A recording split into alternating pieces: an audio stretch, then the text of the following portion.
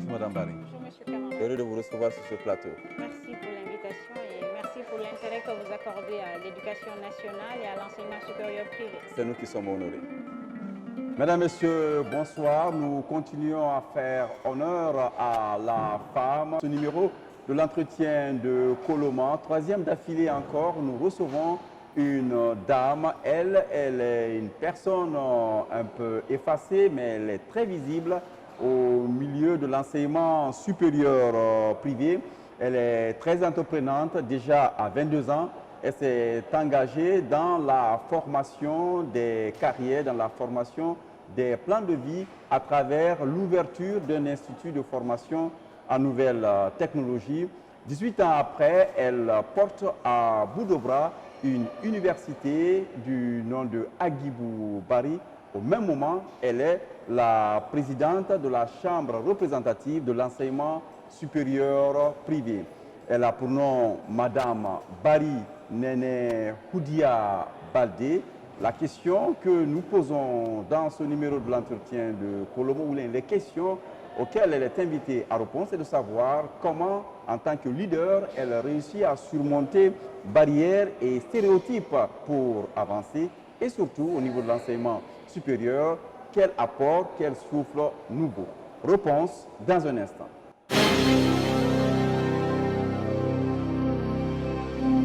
Merci de nous accepter chez vous. Notre invitée, Madame Bari Nene Houdia Baldé, est depuis 6 mois à la tête de la CRESUP. La CRESUP, c'est la chambre représentative de l'enseignement supérieur privé dans notre pays. D'ailleurs, elle a été élue avec des voix records, 48 sur 53. C'était à l'unanimité là. Oui. Et ça vous fait vraiment honneur. Oui, ça me fait honneur et ça m'a même donné des larmes aux yeux. Ce jour-là. Oui.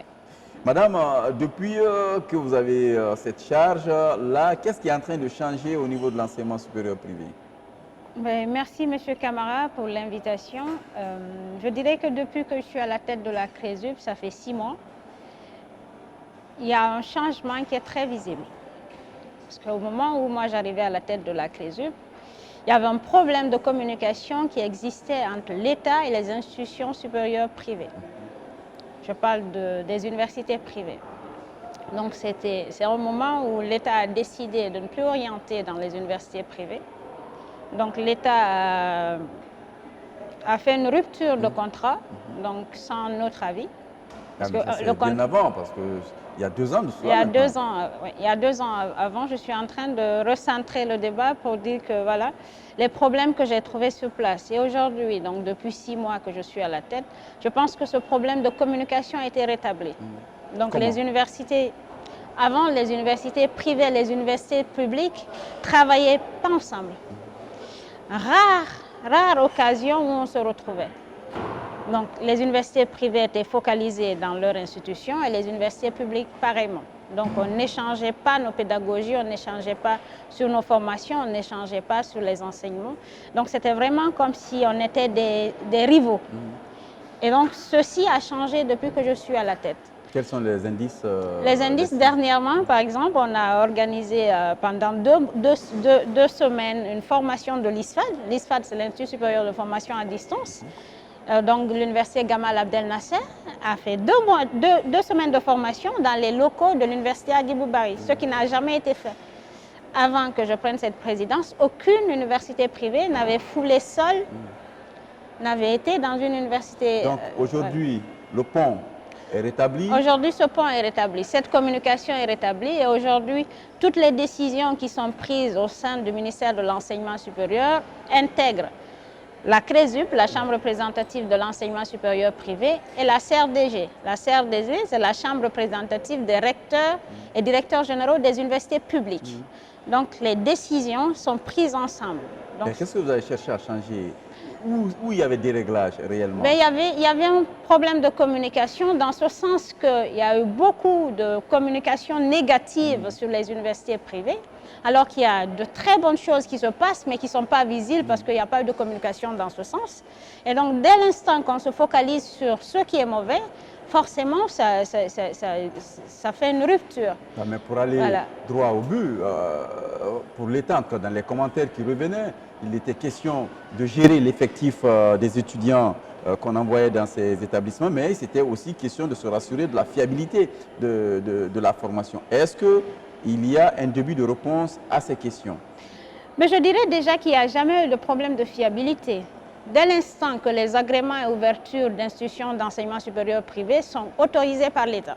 Donc s'il n'y avait pas une certaine question de confiance, je ne pense pas que l'État aurait autorisé une ouverture ou un agrément. Donc pour moi, il n'y a pas une question de fiabilité dans ce sens. Mais une fois encore, ce que je dis, c'est qu'il y a eu une communication mauvaise sur l'enseignement supérieur privé. Et dans le monde entier, les institutions les plus cotées au monde sont des institutions d'enseignement supérieur privé. Parce que celles-ci prennent le temps de faire de la communication sur ce qu'ils font. Mais ici, ce que je dis... Aujourd'hui, il y a une bonne communication. Il y a une très bonne communication qui est là. Et qui est distribuée à travers les 53 établissements. C'est ce que j'essaie de mettre. Pour l'instant, j'ai pas sillonné l'ensemble des établissements privés, parce que quand même, il y a 53. Mais il y a 36 qui sont fonctionnels. Voilà, pour l'instant, j'ai sillonné à peu près 20 universités. Parce que je suis en train de faire l'état des lieux, ce qui n'a jamais été fait par un de mes prédécesseurs. Donc ça, c'est un grand acquis. Aujourd'hui, j'ai organisé de telle sorte qu'il y a une plaque tournante. Donc, avant, les réunions se faisaient au sein du siège social qui revenait automatiquement dans... Là où le bas blessé, c'était au niveau de l'accès, l'admissibilité, hein, c'est ça. Comment on recrutait au niveau de ces universités. L'État lui-même envoyait ses boursiers comme ça et se demandait, on n'avait aucune maîtrise de l'effectif. Est-ce qu'aujourd'hui, il y a ce travail d'assainissement qui fait progresser? Mais ça, une fois encore, ça relève de l'État. L'État, pour moi, quand on agrée une institution, on doit faire un suivi et contrôle. Donc, dès l'instant qu'il n'y a pas de suivi et contrôle, ça ne dépend pas de l'université en elle-même. Parce que c'est comme si moi, je vous envoyais pour faire un travail et que je ne vienne pas derrière m'assurer que le travail est fait. Donc, les deux parties sont prenantes. Voilà, donc ce n'est pas un seul côté qu'il faut juger.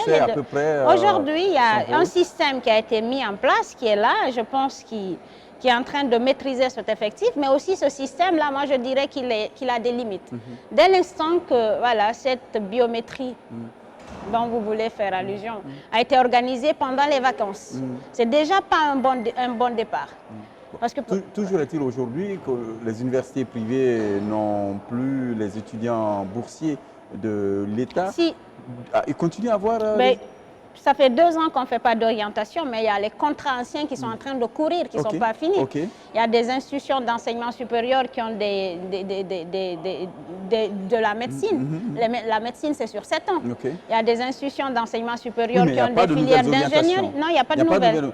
Du coup, c'est une rupture. On parle de période de vache... Une fois encore, je ne dirais pas qu'il y a rupture. Je dirais qu'il y a problème de communication. On parle de période de vache maigre pour ces universités. Comment vous œuvrez à ce que ces universités-là, ces institutions s'adaptent à la nouvelle réalité? Déjà, il y a quelque chose d'extrêmement important sur laquelle on ne communiquait pas beaucoup, c'est les accords que nous avons avec des entreprises partenaires. Beaucoup d'universités privées ouvrent leurs filières en fonction de la demande. Donc, il y a l'offre et la demande. Et ça, c'est quelque chose sur laquelle on pouvait communiquer. Parce qu'aujourd'hui, les gens pensent que les universités privées dépendent uniquement de l'État, mais l'État est un appui. L'État est venu renforcer. Ces universités privées ont été créées il y a beaucoup qui ont été créées sans aide de l'État. Voilà, donc il y a ce plus-là qui est là. Il y a les entreprises partenaires donc, qui payent la scolarité pour les étudiants qui sont sur place, mais aussi il y a des familles qui payent la scolarité des étudiants.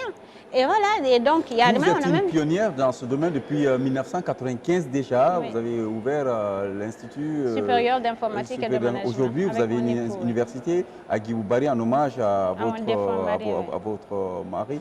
Comment vous adaptez? Est-ce qu'il y a ce lien entre formation, cette adéquation-là entre formation et marché? Parce que c'est là la clé peut-être de la survie. Exactement. Nous, depuis déjà, le credo des institutions, des institutions que moi j'ai créées avec mon défunt mari, c'est l'adéquation formation-emploi. Ça fait plus de 25 ans qu'on le crie adéquation formation-emploi. Qu'est-ce que ça veut dire? Ça veut dire qu'il faudrait que nos filières s'adaptent aux besoins du marché de l'emploi. Et aujourd'hui, c'est ce qui commence à se faire. Parce que le bossage, booster les compétences des jeunes, nous on le dit, ça fait plus de 25 ans. Et aujourd'hui, je vois que c'est en train d'être mis en place. Et donc, ça veut dire que les gens commencent à comprendre progressivement qu'il faut vraiment de la qualification. Et voilà, ce n'est pas le fait aussi d'avoir plusieurs filières qui fait d'une entité compétente. C'est recentrer, qualifier, professionnaliser. Et il y a quelque chose de particulier que nous faisons, que les autres ne font pas aussi, c'est la formation en alternance. Et ça, moi, aujourd'hui, au sein de la CRESUB, j'essaie d'instaurer cela. Parce que la formation en alternance n'existe pas en Guinée. C'est-à-dire? La formation en alternance, c'est signer des accords avec des entreprises déjà qui recrutent les étudiants qui sont formés sur place.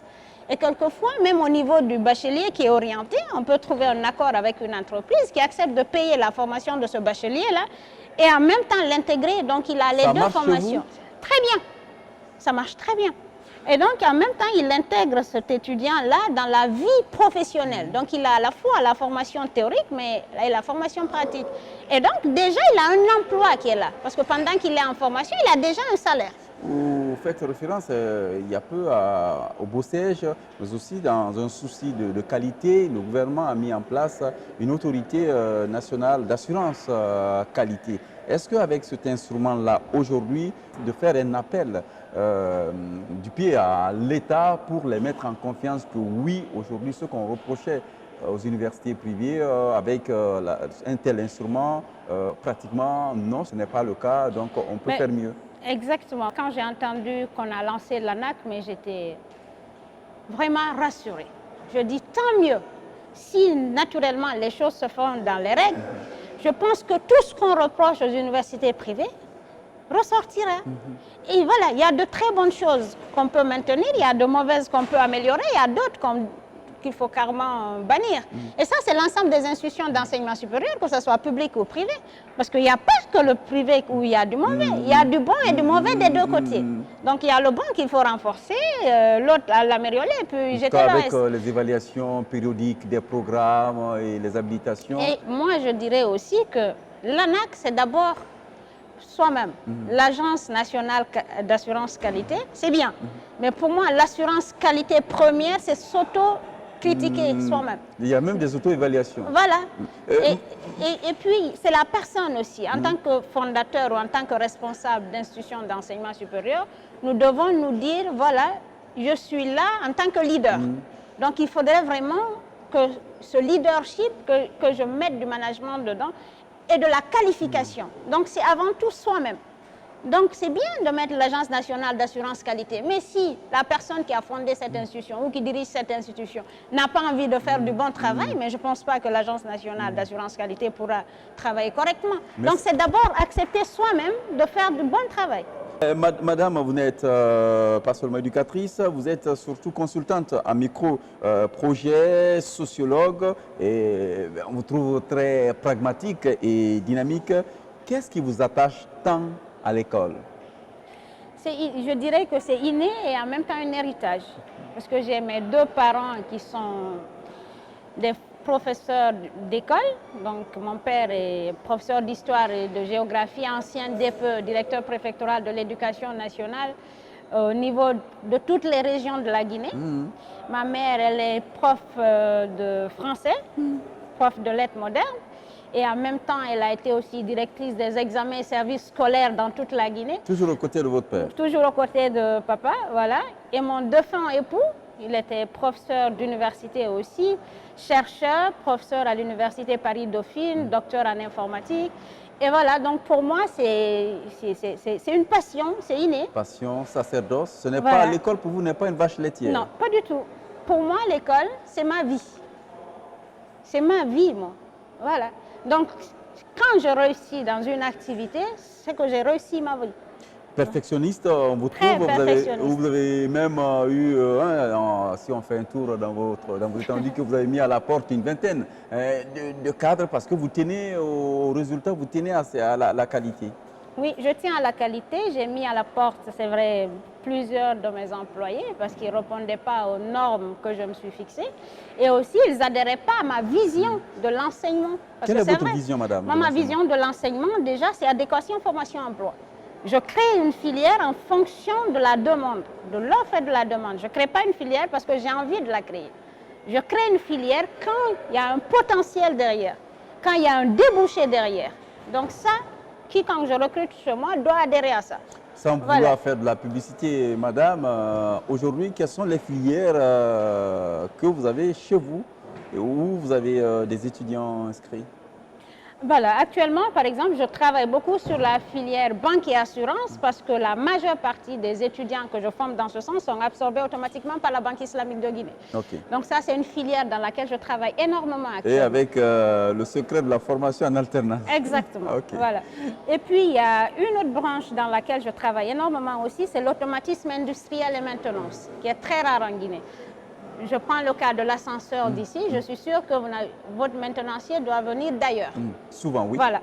Alors, sur place, moi j'ai signé des accords avec des entreprises, donc je forme 20 à 30 étudiants dans ce sens-là qui sont absorbés tout de suite.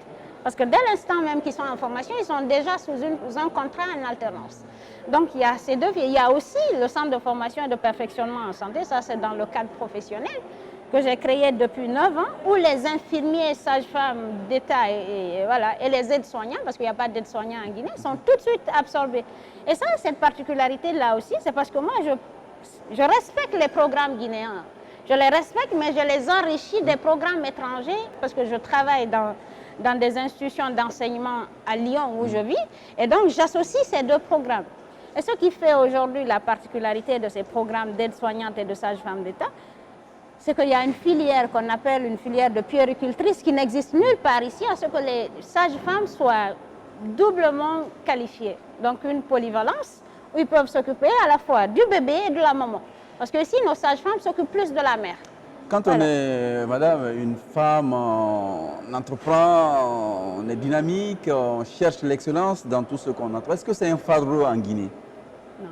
Pour moi, c'est un plaisir.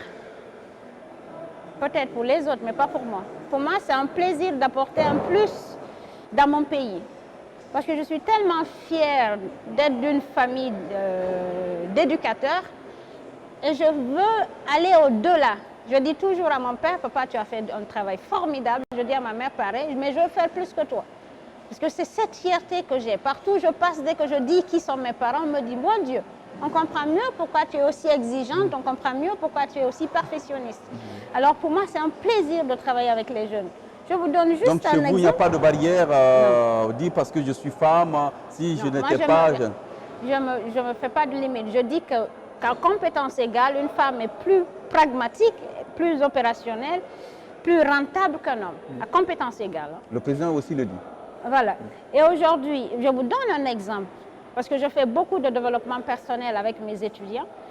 Parce qu'aussi, il y a ça. Il faudrait qu'on motive nos étudiants. Il faudrait que nous-mêmes, on valorise nos diplômes. Ça, c'est essentiel. Mais justement, dans les filières que vous avez citées là, est-ce que vous arrivez à recruter, à attirer les étudiantes dans ces filières-là, les motiver? Oui, j'arrive, ça, je passe par le développement personnel. Parce que c'est vrai qu'il y a un problème ici d'orientation. Beaucoup de filles ne s'orientent pas vers les sciences exactes. Tout ce qui est sciences techniques, c'est vrai, même si moi-même je ne me suis pas orientée à ça quand j'étais élève ou étudiante, mais c'est parce que moi j'avais un profil que je visais.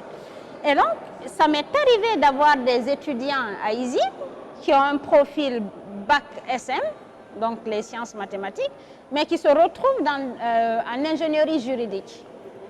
Alors je leur dis, parce qu'il y a quelque chose de particulier que nous faisons aussi, ce que nous, quand on recrute nos étudiants, on a un tronc commun général de 3 mois qu'on fait. Donc, pendant ce tronc commun, on fait des renforcements en technique de l'expression, des renforcements en rédaction, des renforcements en mathématiques, en statistiques, parce qu'il y a un niveau très faible dans ce sens. Et au bout des 3 mois de formation, on fait des tests et c'est après ces tests-là qu'on valide les filières.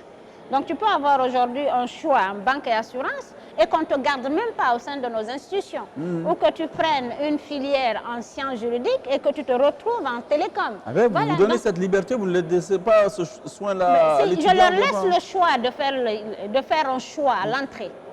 Mais après, je les mets au travail pendant 3 mois. Et c'est au bout des 3 mois que je décide si je te garde dans mes locaux ou si... Même s'ils payent? Ben oui, même si tu payes. Parce qu'une fois encore, ces institutions ne sont pas créées pour que je me fasse de l'argent. J'ai de quoi vivre. J'ai de quoi vivre. Mes parents m'ont donné de quoi vivre. Mon travail me donne de quoi vivre. Je suis consultante internationale, donc j'ai de quoi vivre. Aujourd'hui, on a créé ces institutions. Mon mari et moi, on les avait créées pour aider des jeunes Guinéens. Je vous donne un exemple. De 1995 à 2003, chaque année, on amenait 200 étudiants guinéens. Vous pouvez le vérifier. On les amenait à Abidjan. Ils passaient les BTS ivoiriens à nos frais. Aujourd'hui, tous ces jeunes-là sont des fonctionnaires internationaux. Donc, c'est ça. On a créé, c'est pour donner un plus à la Guinée. Madame, est-ce que vous pensez que la Guinée tire suffisamment, pas bon, pas assez, profit de l'énergie, du dynamisme et puis de l'excellence, de l'intelligence de ces femmes? Oui, je crois qu'on ne tire pas assez. Ah ouais? Oui. Qu'est-ce qui Il y a vous le des fait dire? femmes extraordinaires qui font un travail formidable, même quand je prends déjà les journalistes d'ici, mais qui sont très mal accompagnés ou qui sont peu accompagnés. Et aussi, ce que j'ai remarqué aussi, quand on a une vision autre ici, on a du mal à trouver sa place. Ça, je prends mon cas, moi, voilà. Et ça, il faudrait aussi, on est ouvert, hein, mais il faudrait qu'on renforce cette ouverture-là. Voilà. Et il y a quelque chose que je rajouterais, il faudrait qu'on se valorise nous-mêmes. Parce que ici, ce que j'ai remarqué, on se dévalorise beaucoup. Les gens pensent qu'on n'a pas ce flair-là ou cette capacité de travailler à l'image des autres. Mais si, on a les compétences nécessaires, on a la motivation nécessaire, il faut qu'on se donne l'environnement de le faire. Vous menez le combat au féminin et comment ça se fait sur vous? Déjà, moi, je fais beaucoup de développement personnel. Ce que je dis, donc, mes étudiantes ont appris à me connaître. Donc, il y a beaucoup qui rentraient dans mes institutions avec un choix et qui se retrouvent dans un autre choix ou qui se retrouvent en dehors. Et ce développement personnel les motive. Parce que je leur fais ressortir d'abord ce qu'ils ont de bon. Et donc, je valorise cela. Mais et vous comprenez tout de suite qu'il y a une différence de confiance en soi entre hommes. Ouais, et là, exactement. vous faites un plus chez les femmes. Ouais. Déjà, les barrières sociales sont là. Donc, je vois plein d'étudiantes quand elles arrivent. Oui, mais madame, vous savez, si je fais de hautes études, je n'aurai pas un mari, j'aurai des problèmes ici. Je dis, ben, au contraire.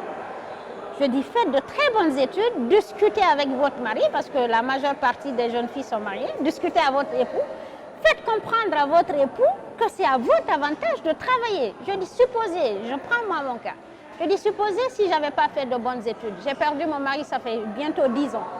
J'aurais fait quoi de mes 4 enfants?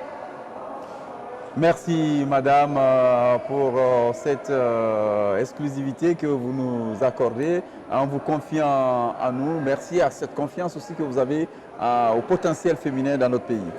Ben, merci à vous. Merci à tous ceux qui ont suivi l'entretien de Koloma. Nous vous donnons rendez-vous pour boucler le mois consacré à la femme et à nos invités au féminin. Merci beaucoup. Nous vous donnons rendez-vous la semaine prochaine avec une nouvelle invitée. Merci madame. Merci, monsieur Camarade.